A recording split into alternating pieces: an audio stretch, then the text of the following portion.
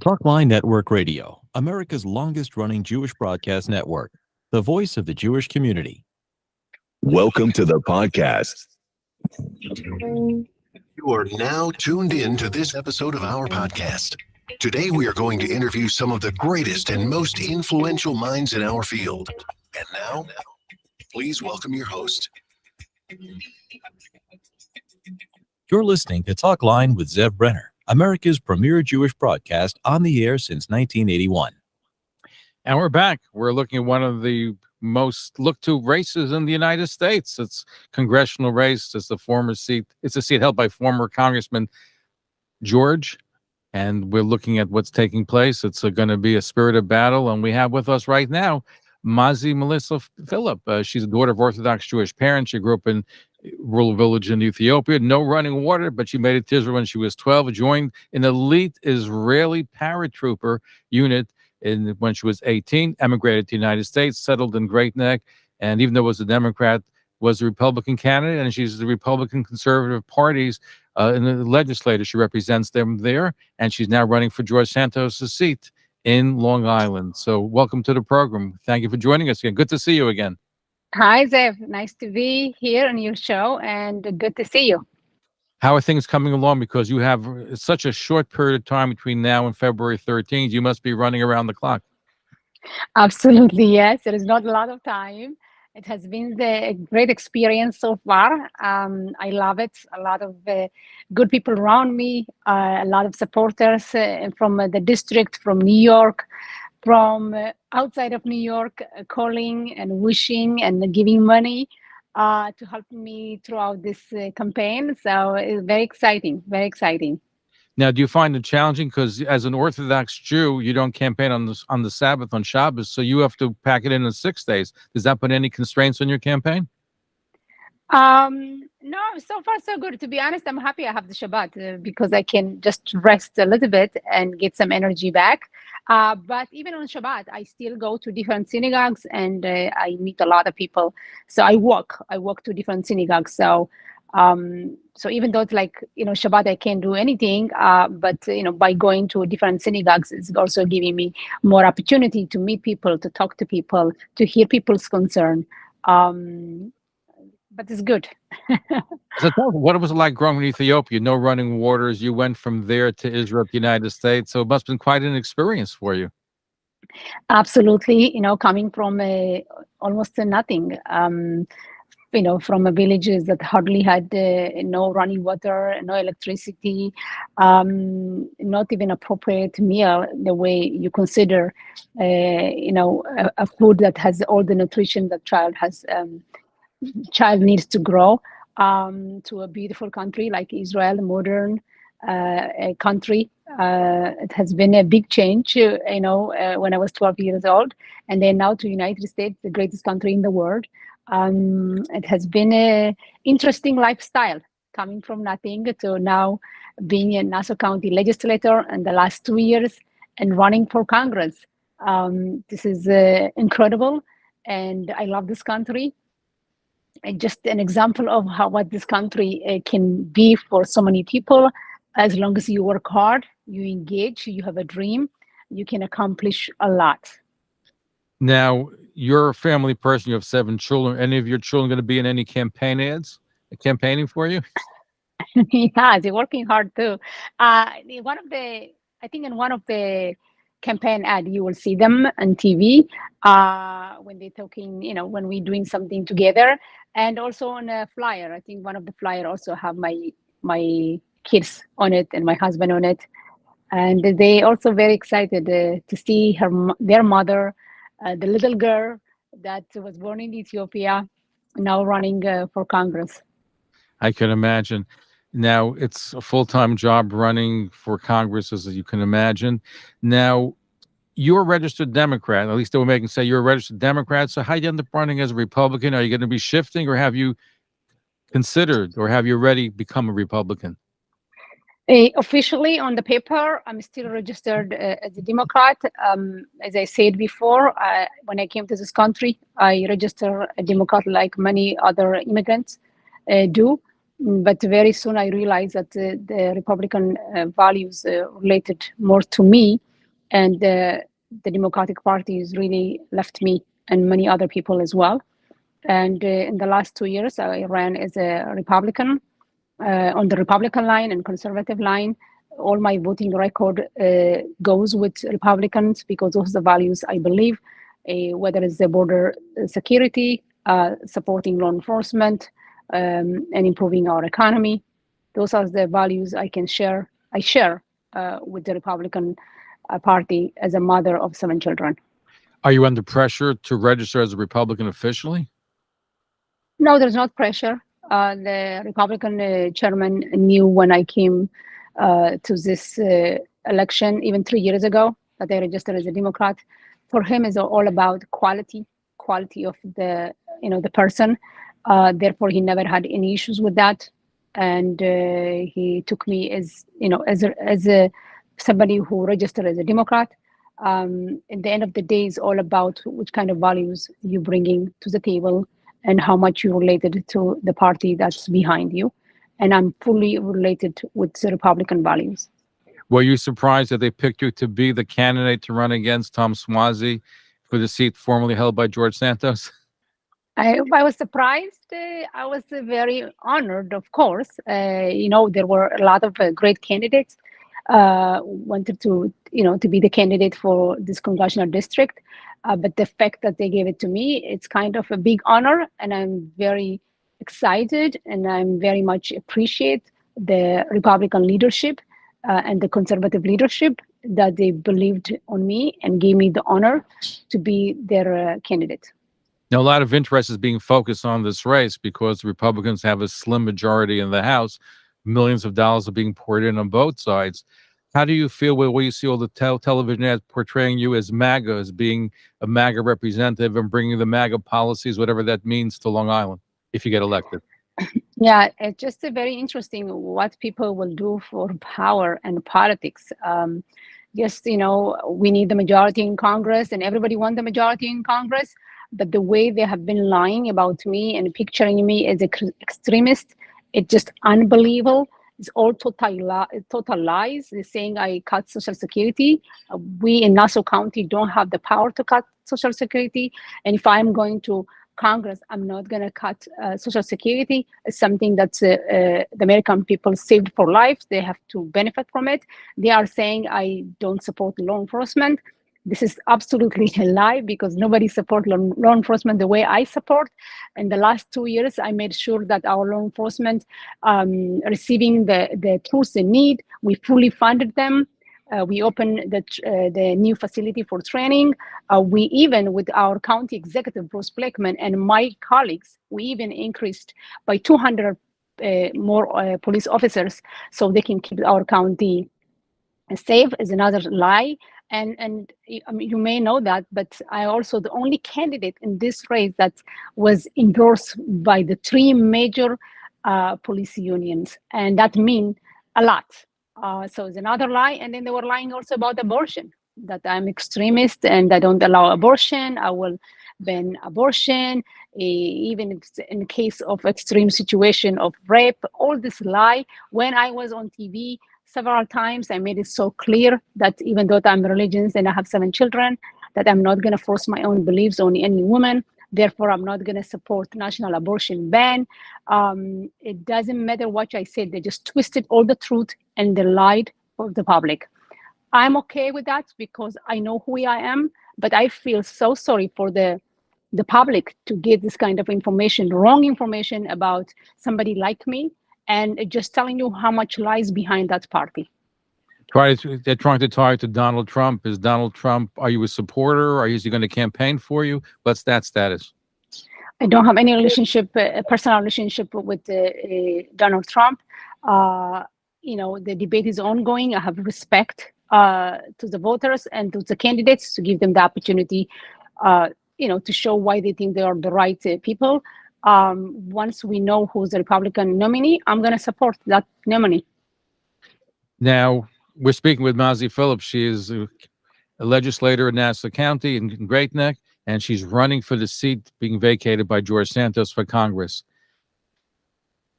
Lots of television negative ads. As I said, your portray as being a MAGA. They have ads portraying Tom Suozzi as being liberal, tied into Joe Biden, right? So it seems that, is this going to be a negative campaign throughout? Is it going to be on the issues, or is it going to be on these issues where your campaign is focusing on Tom Suozzi being a liberal tied to Joe Biden, and they want to tie you to Donald Trump?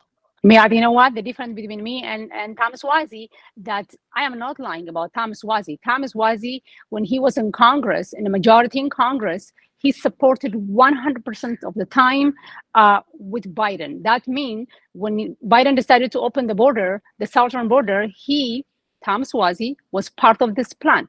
The border crisis that we have right now in our borders is because of Joe Biden and Thomas Wazi. So we are telling the truth here. It's not something that I'm saying, I'm inventing anything that's no truth. When I'm saying that Thomas Wazi has a history of funding sanctuary cities, that's fact. We can go back to see the record. Thomas Wazi, as a mayor of Glen Cove, he was the first one who wanted to open Nassau County for as a sanctuary county. And Thomas Wazi, he also kicked ice, and he bragged about this, and we saw that, and it's not something that we are bringing something that wasn't there. He did it, and he was very proud of it. So our campaign, as we are sticking with the truth, with the fact, but their campaign about me is all lie, because I never cut Social Security. I fully funded our police, and I never said I'm going to be against abortion. So that's the difference between me and him. And when I said that he is also supporting lefty progressive policies like Squad, he is part of the Squad. He wanted them to join, to be honorary member of the Squad. And he voted over 90% of the time with the Squad members. So he's saying that he's moderate, but in real time, he votes with all the lefty progressive Congress member who supporting extreme policies. Now, right now, there's only one scheduled debate. You think there's going to be more between now and Election Day, between primary? We hardly have any time. I wish I had more time. I'm not afraid to meet Tom Suozzi in February 8th.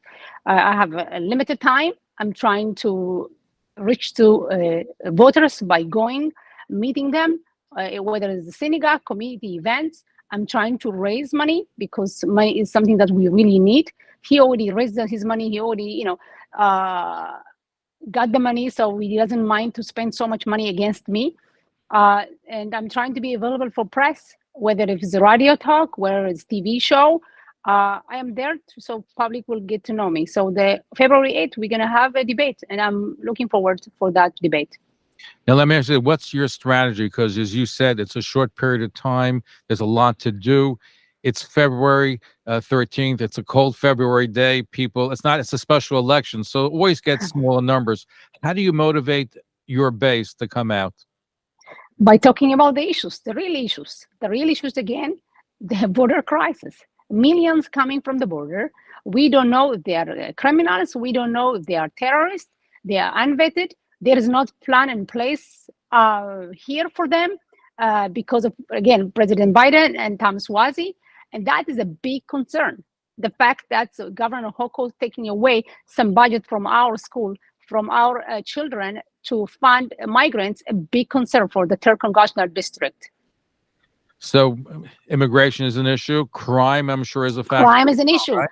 Oh, yeah, exactly. We got to the point that we don't no longer have the American values of hardworking, respect to law enforcement. And it's a big issue. People want to feel safe in their home and their streets and their county. And that's not happening with all these extreme policies that of defunding the police and taking away tools from our law enforcement. They are here to protect us, and we have to work with them so they can provide us safety. That's not happening, and people are feeling it, and they don't like that. And then economy, inflation is very high, and our groceries, every time you go to supermarket, you feel it. You feel how everything becoming very expensive. Electricity price is very high, over 24%, and food price over, very high, 20% up. And people very much worry. And New Yorkers in my district, I can tell you, a lot of families and business owners, they would like to bring back the SALT deduction. And I am going to work very hard with our Long Island delegation to bring SALT deduction back to New Yorkers. Tom Suozzi promised. He had the opportunity. He was there. He fell. So the only person who can really go to be a voice and bring things that I promise is me. Now, a lot of our listeners in Great Neck and surrounding areas are also concerned. Orthodox families have large amount of children, and they send their kids to yeshivas. And this is true of Catholics as well, and other religious groups where they're sending kids to private school. What you envision can be tuition relief for those parents that are really doubly taxed. They're paying their taxes, which means they're supporting the public school system. At the same time, they have to spend double the amount of money and pay for yeshiva or Catholic education. It's very, very tough. That goes back to the states. Governor Hochul holding that, no me. And but I believe by bringing back the SALT deduction will help so many families. Okay, because that's a big, big issue. I'm sure you're hearing that from voters on the trail. Yes. What about Israel? We're seeing these pro-Hamas rallies throughout, whether it's Long Island, New York City. You see the passion that's out there, and a lot of elected officials are afraid to really do anything because they see the massive rallies. Even President Joe Biden, who gets high marks for supporting Israel initially, now has to look at the progressive left as far as these rallies are concerned. How do we deal with that? And how do we make sure that Israel contains and continues to get American support without Bernie Sanders and others who want to put attachments and strings to it? People have to remember the attack on October 7 on Israel was vicious. Hamas, a terrorist organization, broke the ceasefire. They are the one who killed innocent civilians and raped women and tortured children, burned babies. They did all the unbelievable things in front of the cameras, and we saw the videos. This is something that took place 3 months ago. And therefore, Israel has the obligation to defend its people. And we need to support, as American, we need to support our allied nation. It's very important. I do believe strong Israel is strong United States. And the fact that we have a protester supporting a terrorist organization, it is so sad. It is unbelievable. They are trying to destruct the American people by closing bridges and highways and interfering the Christmas lighting ceremony or Thanksgiving parade. At some point, we also saw that they were taking the American flag down. Now, I will tell you this: as a soldier who served, in the Israeli Defense Force and half family member who fighting right now as we speak, how dare those protesters can take the American flag down? That we all know so many soldiers put their lives so we can practice freedom, we can practice the right to rally and have a good life. How dare we allow something like this to happen? And very sad that there is not a lot of elected officials who will stand up and going to say this unacceptable. Nobody's taking the American flag down. That is period. You are not happy? You know what? You have the right way. You have the right to protest. Do it. No violence. And you have to respect the law enforcement, not attacking police officers. And I have been very clear about this, very vocal about this. And I know, even in Congress, we are not going to tolerate violence. A lot of these Hamas protesters are not only anti-Israel, they're anti-America, anti-West. They wanted the whole system to be taken down. So while officially it's anti-Israel, it's a lot more, as you pointed out. Curious to know, you met your husband in the University of Haifa, who comes from Ukraine. What is your position as far as the United States continuing supporting Ukraine in its war with Russia? Ukraine is a very important country for our. I'm laughing because my girls just walked in. Show them. I love to see children. Okay. My girls, hey. Hello. How old are you? Hi, Leah. Say hi. Sweet. What is Adele? Adele, you want to say hi, Tom? I have another one here. Hold on. Hi. They're an important part of a campaign is having children run around. Yes, you see that?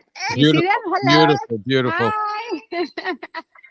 Beautiful. Okay, Beautiful. I'm gonna take them away so I can continue the interview. Say hi. You want to say hi? Hello. Say hi. Hi. Good. You're gonna help. Okay.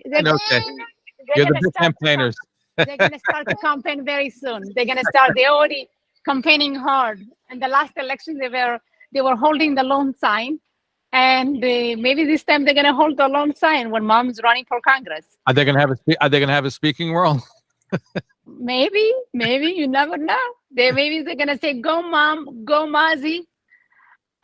So to go back to your question about Ukraine, definitely we have to support Ukraine. But right now the question is, almost 2 years since we have been supporting Ukraine.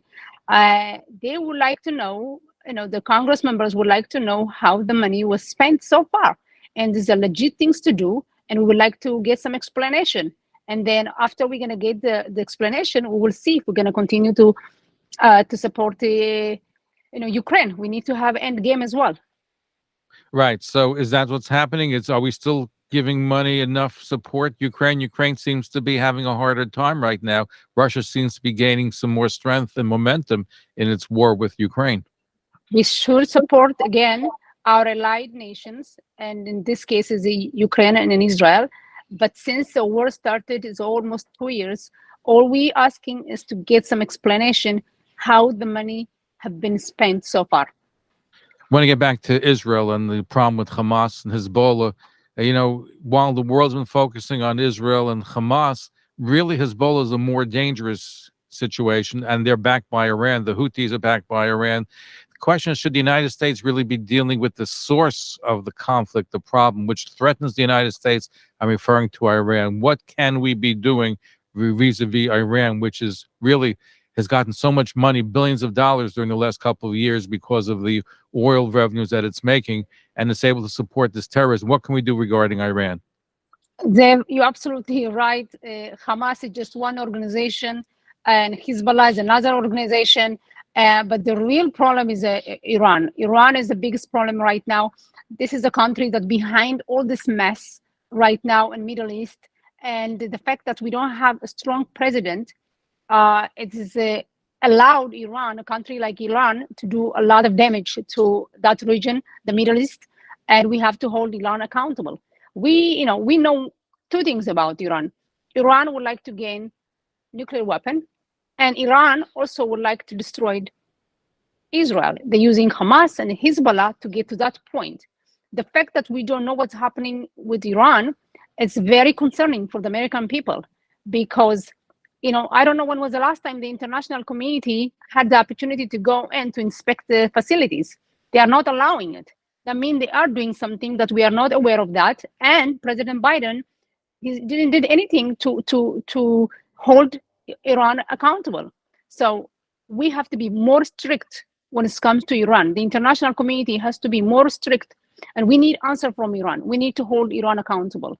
That is the main issue there. They are the one who's supporting Hamas. They are the one who's supporting Hezbollah. And to be honest, I don't know what's going to happen in the north. I don't know how that thing's going to handle, how Israel will handle the north. It's very, very concerning. And as I said, strong Israel and a strong America. And now Israel is the enemy for them. But let me tell you, we are also the enemy as Americans here. So protecting Israel is our national interest as American. So when we have, funny you should mention that because it's so important. I had former Ambassador Michael Oren on the program. He said Israel should be attacking Hezbollah now because we have 350,000 reservists that have been called up. Now is the time. It's not a question of if, but when. Hezbollah is going to be attacking Israel, and you might as well do it now. I know that our government doesn't want Israel to get involved in a fight, in a major war with Hezbollah, but according to him and others, Israel may have no choice because of the situation. I trust Israel this time to be more careful, not to wait the way October 7 happened. It's clearly Hezbollah trying to shoot from there, trying to start a war. And I trust the Israeli government right now, they will do the right decision to take care of Hezbollah as well. What's your biggest challenge on the campaign trail? Nothing. So far, so good. I'm very happy. I'm getting a lot of support and a lot of love. So that's what's giving me, the power to keep going. Are you doing any special outreach to the Jewish community? Are you going to the shuls on Shabbos? What else is being done to reach out? Yeah, definitely. I'm working, as I said, to a lot of services. I am meeting community leaders. I am meeting donors.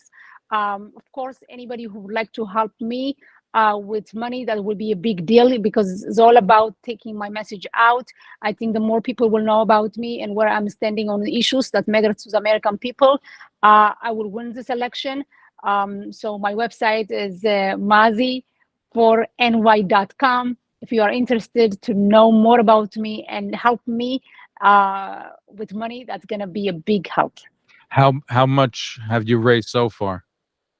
I don't want to lie to you. I don't know the exact number, and I don't want to give the wrong number, but so far so good. But it's clearly they have more money to invest. When you have a donor like George Soros and others, you have a lot of money. But again, I'm very proud of the people who was behind me, supporting me, honest people who love this country, who like to support our values as Americans.